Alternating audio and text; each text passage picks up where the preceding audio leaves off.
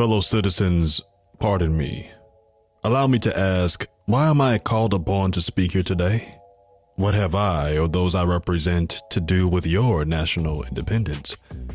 Are the great principles of political freedom and of natural justice embodied in that Declaration of Independence extended to us? And am I, therefore, called upon to bring our humble offering to the national altar and to confess the benefits and express devout gratitude for the blessings resulting from your independence to us? Would to God, both for your sakes and ours, that an affirmative answer could be truthfully returned to these questions. Then would my task be light and my burden easy and delightful. For who is there so cold that a nation's symphony could not warm him? Who so obdurate and dead to the claims of gratitude that would not thankfully acknowledge such priceless benefits? Who so stolid and selfish that would not give his voice to swell the hallelujahs of a nation's jubilee when the chains of servitude had been torn from his limbs? Am I not that man? In a case like that, the dumb might eloquently speak and the lame man leap, as in heart. But such is not the state of the case. I say it with sad sense of the disparity between us. I am not included within the pale of this glorious anniversary. Your high independence only reveals the immeasurable distance between us. The blessings in which you, this day, rejoice are not enjoyed in common. The rich inheritance of justice, liberty, prosperity, and independence bequeathed by your fathers is shared by you, not by me. The sunlight that brought life and healing to you has brought stripes and death to me. This 4th of July is yours, not mine. You may rejoice. I must mourn. To drag a man in fetters into the grand illuminated temple of liberty and call upon him to join you in joyous anthems were inhuman mockery and sacrilegious irony. Do you mean, citizens, to mock me by asking me to speak today? If so, there is a parallel to your conduct. And let me warn you that it is dangerous to copy the example of a nation whose crimes, lowering up to heaven, were thrown down by the breath of the Almighty, burying that nation in irrecoverable ruin. I can today take up the plaintive lament of a peeled and woe-smitten people. By the rivers of Babylon, there we sat down, yea, we wept. When we remembered Zion, we hanged our harps upon the willows in the midst thereof. For there, they that carried us away captive required of us a song, and they who wasted us required of us mirth, saying, sing us one of the songs of Zion. How can we sing the Lord's song in a strange land?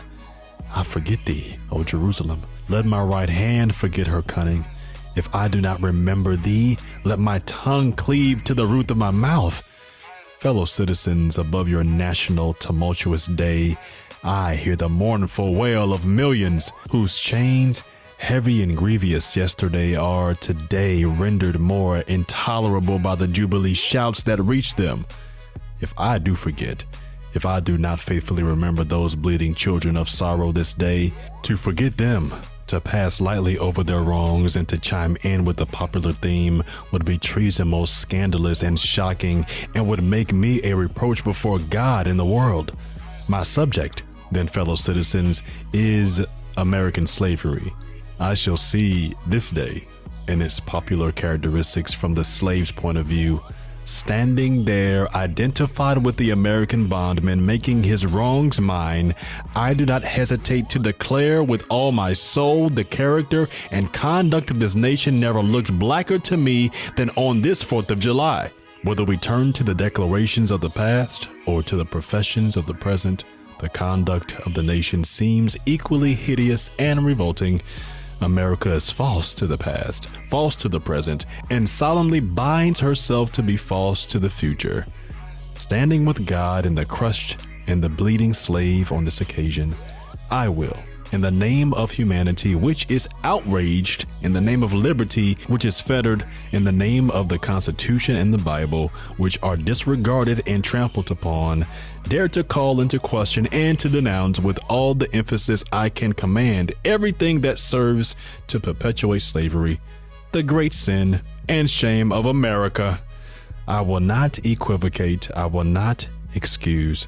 I will use the severest language I can command, and not one word shall escape me that any man whose judgment is not blinded by prejudice, or who is not at heart a slaveholder, shall not confess to be right and just. But I fancy I hear some of my audience say, it is just in this circumstance that you and your brother abolitionists failed to make a favorable impression on the public mind. Would you argue more or denounce less? Would you persuade more and rebuke less? Your cause would be much more likely to succeed. But I submit, where all is plain, there is nothing to be argued. What point in the anti-slavery creed would you have me argue? On what branch of the subject do the people of this country need light? Must I undertake to prove that the slave is a man? That point is conceded already. Nobody doubts it. The slaveholders themselves acknowledge it in the enactment of laws for their government. They acknowledge it when they punish disobedience on the part of the slave. There are 72 crimes in the state of Virginia which, if committed by a black man, no matter how ignorant he be, subject him to the punishment of death, while only 2 of the same crimes will subject a white man to the like punishment. What is this but the acknowledgement that the slave is a moral, intellectual, and responsible being? The manhood of the slave is conceded. It is admitted in the fact that Southern statute books are covered with enactments forbidding, under severe fines and penalties, the teaching of the slave to read or to write. When you can point to such laws in reference to the beasts of the field, then I may consent to argue the manhood of the slave. When the dogs in your streets, when the fowls of the air, when the cattle on your hills, when the fish of the sea and the reptiles that crawl shall be unable to distinguish the slave from a brute, there will I argue with you that the slave is a man. For the present, it is enough to affirm the equal manhood of the Negro race. It is not astonishing that while we are plowing, planting, reaping, using all kinds of mechanical tools, erecting houses, constructing bridges, building ships, working in metals of brass, iron, copper, silver, and gold, that while we are reading, writing, and ciphering, acting as clerks, merchants, and secretaries, having among us lawyers, doctors, ministers, poets, authors, editors, orators, and teachers, that while we are engaged in a manner of enterprises common to other men, digging gold in California, capturing the whale in the Pacific, feeding sheep and cattle on the hillside, living, moving, acting, thinking, planning, living in families as husbands, wives, and children, and above all, confessing and worshiping the Christian's God, and looking hopefully for life and immortality beyond the grave, we are called upon to prove that we are men. Would you have me argue that man is entitled to liberty, that he is the rightful owner of his own body? You have already declared it. Must I argue the wrongfulness of slavery?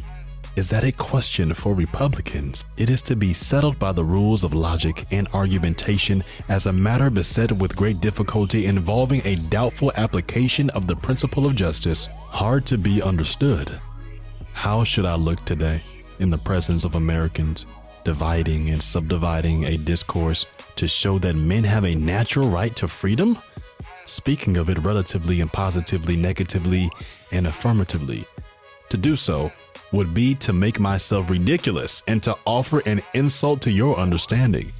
There is not a man beneath the canopy of heaven that does not know that slavery is wrong for him. What?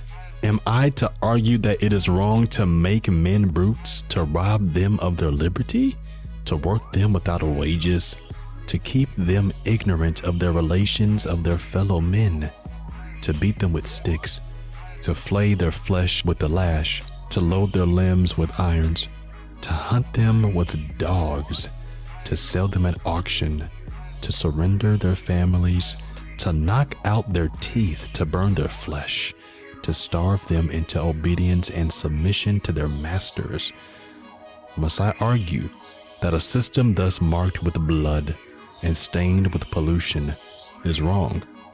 No, I will not. I have better employments for my time and strength than such arguments would imply. What then remains to be argued? Is it that slavery is not divine, that God did not establish it, that our doctors of divinity are mistaken? There is blasphemy in the thought. That which is inhuman cannot be divine. Who can reason on such proposition? That they can, may, I cannot. The time for such argument is past. At a time like this, scorching irony, not convincing argument, is needed. Oh, had I the ability and could I reach the nation's ear, I would today pour out a fiery stream of biting ridicule, blasting reproach, withering sarcasm, and stern rebuke. For it is not light that is needed, but fire. It is not the gentle shower, but thunder. We need the storm, the whirlwind, and the earthquake. The feeling of the nation must be quickened. The conscience of the nation must be roused. The propriety of the nation must be startled. The hypocrisy of the nation must be exposed. And its crimes against God and man must be proclaimed and denounced. What, to the American slave, is your 4th of July? I answer, a day that reveals to him, more than all other days in the year, the gross injustice and cruelty to which he is the constant victim. To him, your celebration is a sham, your boasted liberty an unholy license, your national greatness swelling vanity. Your sounds of rejoicing are empty and heartless. Your denunciations of tyrants, brass-fronted impudence, your shouts of liberty and equality, hollow mockery, your prayers and hymns, your sermons and thanksgivings with all your religious parade and solemnity are to him mere bombast, fraud, deception, impiety, and hypocrisy, a thin veil to cover up crimes which would disgrace a nation of savages. There is not a nation on the earth guilty of practices more shocking and bloody than are the people of these United States at this very hour. Go where you may, search where you will, roam through all the monarchies and despotisms of the old world, travel through South America, search out every abuse, and when you have found the last, lay your facts by the side of the everyday practices of this nation, and you will say with me that, for revolting barbarity and shameless hypocrisy, America reigns without a revival.